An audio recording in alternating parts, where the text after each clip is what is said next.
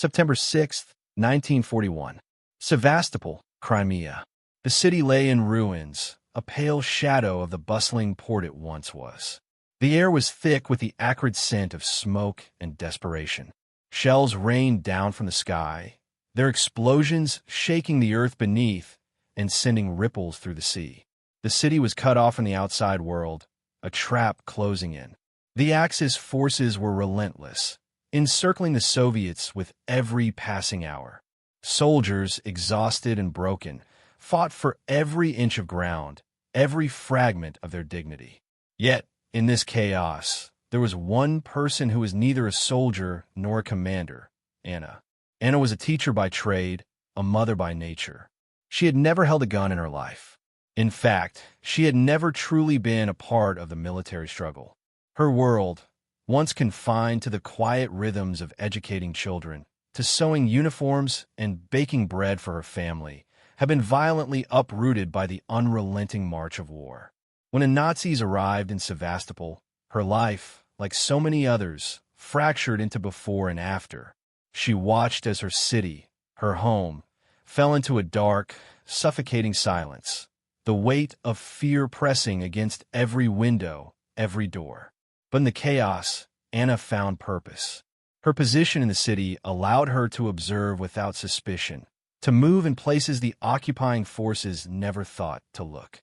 As a woman, she was underestimated. As a civilian, she was ignored. To the soldiers, she was merely a quiet, inconsequential figure in the backdrop of the larger conflict. But they were blind to what she had learned over the years. Survival meant understanding what others overlooked. She had seen how men broke under pressure, how the cracks in the enemy's armor revealed themselves not through force, but through small, human details. She learned the nuances of their behavior, the flaws in their strategies, the secrets whispered in the dead of night. Anna realized that intelligence, not weaponry, was her most powerful tool. She began to gather information in the most subtle of ways, overhearing conversations between soldiers, watching the movements of enemy supply trucks, and noticing the patterns in their defenses.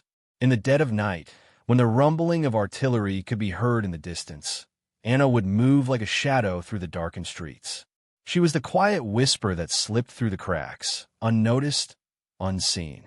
While the soldiers rested in their bunkers or drank themselves into oblivion, Anna would cross the lines unnoticed, taking note of the enemy's weak points and shifting strategies. She understood the geography of the city as no one else did. Its alleyways, its hidden tunnels, its secret spaces. She knew the city's pulse better than any soldier. She didn't just observe, she acted. There were moments when she passed vital information to the Soviet partisans hidden in the hills or to the commanders in the trenches, but always in ways that made it seem like nothing more than an innocent act of daily life.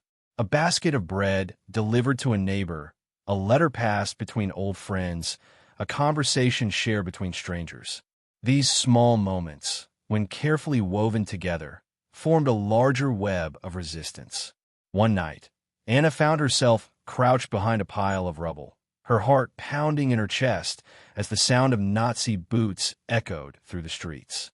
She had just intercepted a transmission that indicated the enemy was planning to relocate their artillery positions to a new location in the city. This shift would give the Nazis a tactical advantage, but it also presented an opportunity.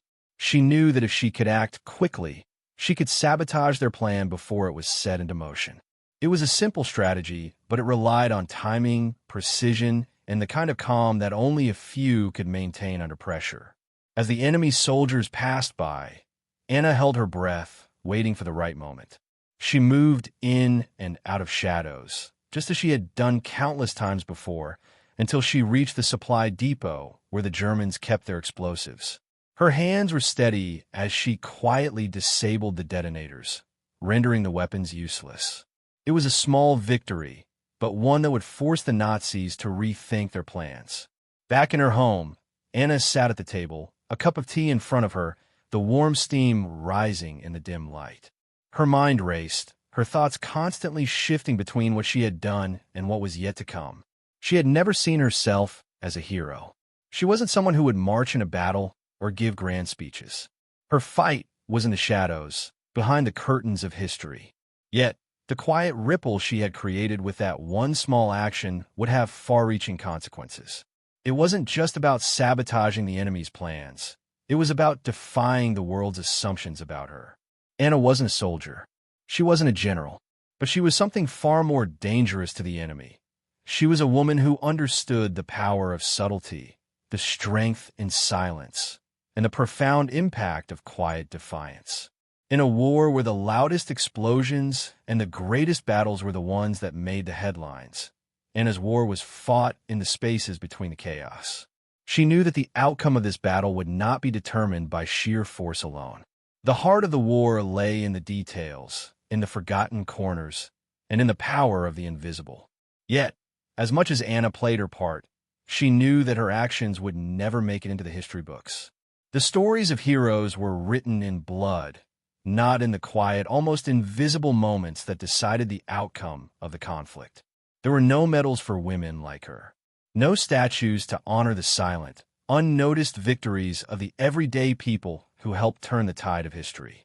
The world would remember the soldiers and the generals, but not the ones who quietly shaped the course of events with nothing but their wits and their courage. As Anna lay in bed that night, listening to the distant sound of artillery, a question lingered in her mind. Could the war be won with silent resistance alone?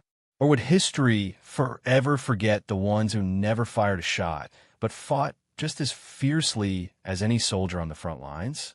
Her actions were a paradox. A teacher, a mother, and an unarmed civilian who found a way to change the course of a war. It was a quiet revolution, one that left no marks on the land, no scars on the city. Yet, the ripples of her courage would echo through the streets of Sevastopol, long after the siege ended and the world moved on. She was in every sense a ghost in the machine. Her name would not be remembered by the world, but the impact of her work, the shadows she cast on the enemy, would live on in the minds of those who understood what had truly transpired. But Anna was not concerned with recognition.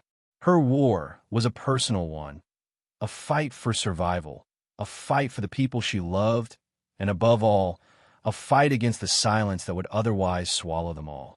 November 2nd, 1941. Sevastopol, Crimea.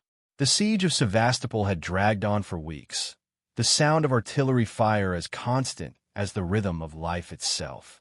The city, once a symbol of Soviet resilience, now stood as a battered shell, its streets filled with the hollow echo of despair.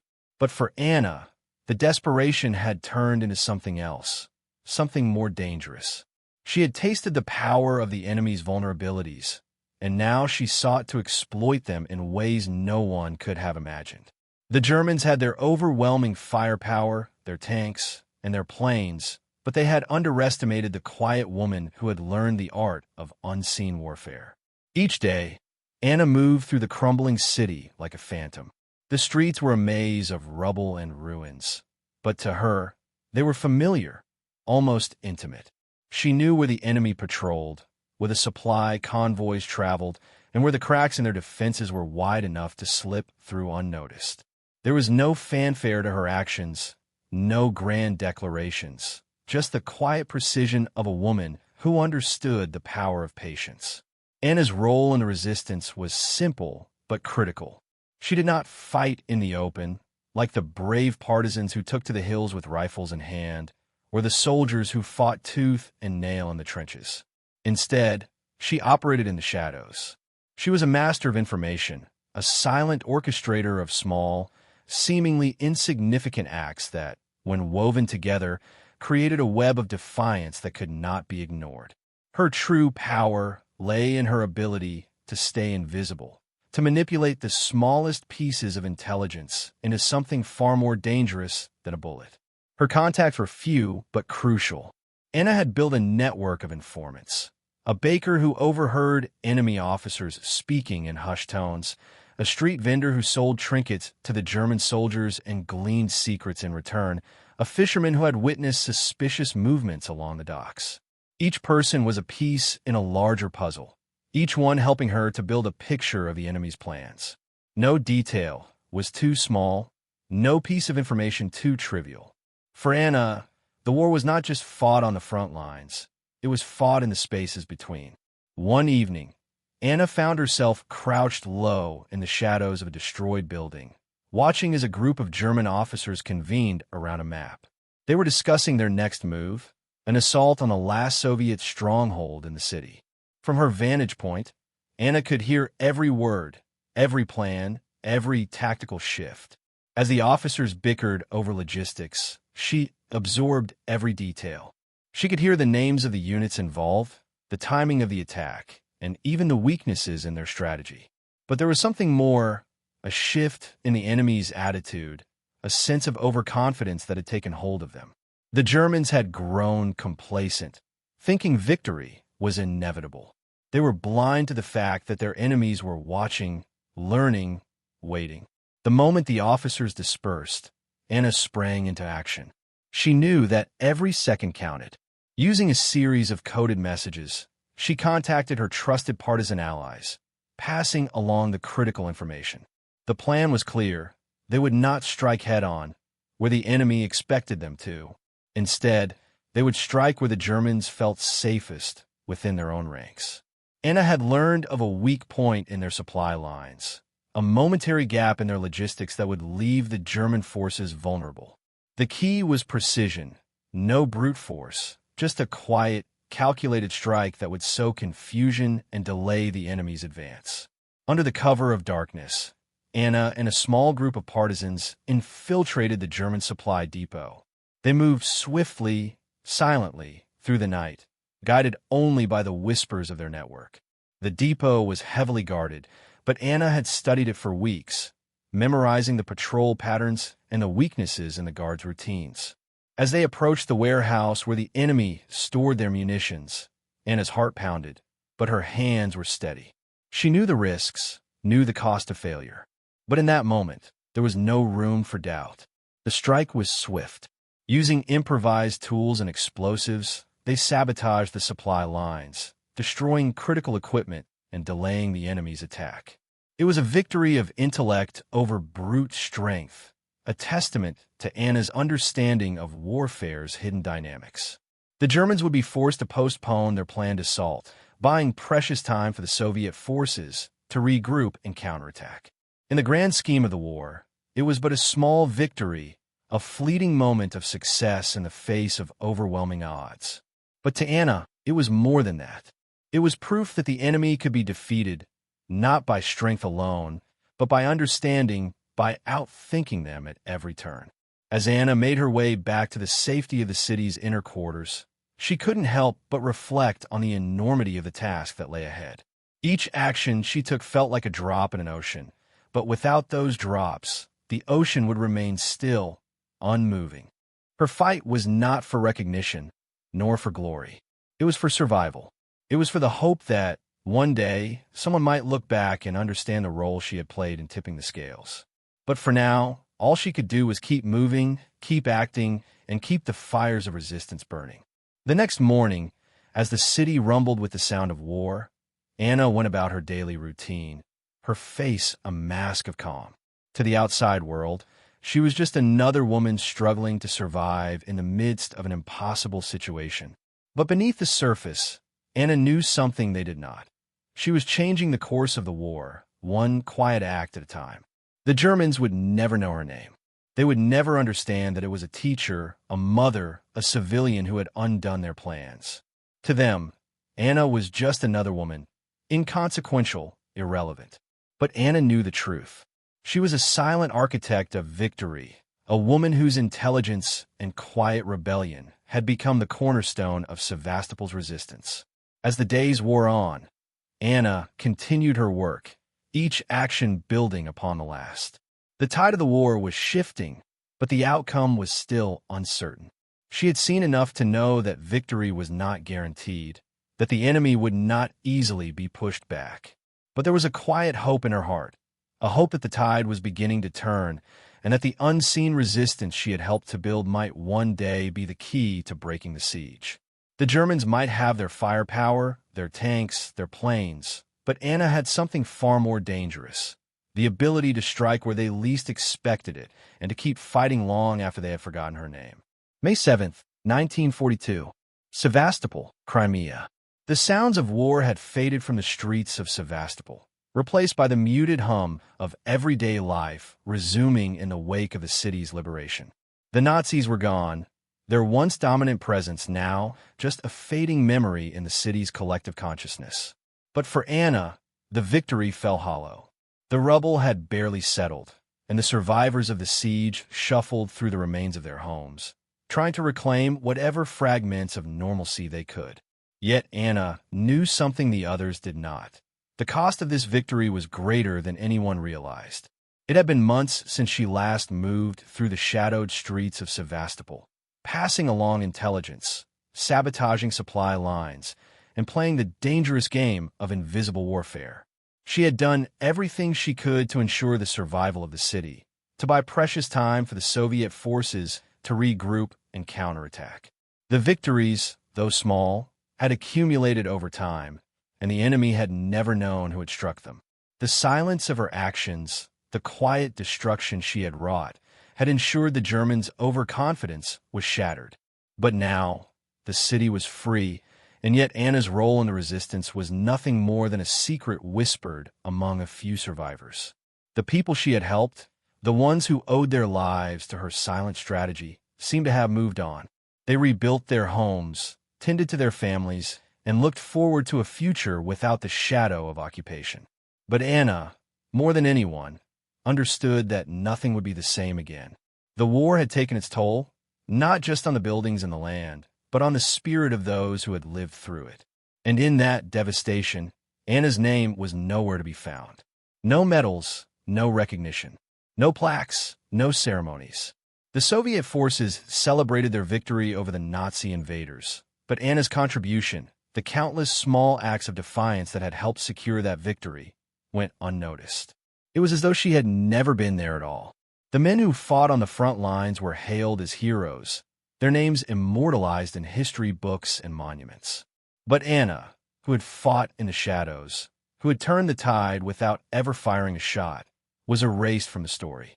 As she moved through the city now, Anna felt the weight of her invisibility. The streets were filled with the noise of rebuilding, but there was a silence that echoed in the spaces between the sounds. The victory that the people of Sevastopol had earned was not just physical, it was emotional, psychological. The horrors of the siege, the years of suffering were behind them. But for Anna, the victory was bittersweet. She had played a part in it, a crucial part, but it would never be acknowledged.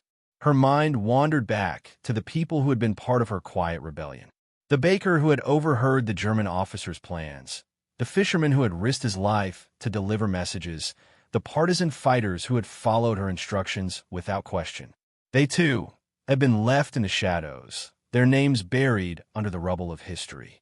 The war had rewritten their stories, turning them into mere footnotes in a much larger narrative that ignored the subtle forces that had shifted the balance of power.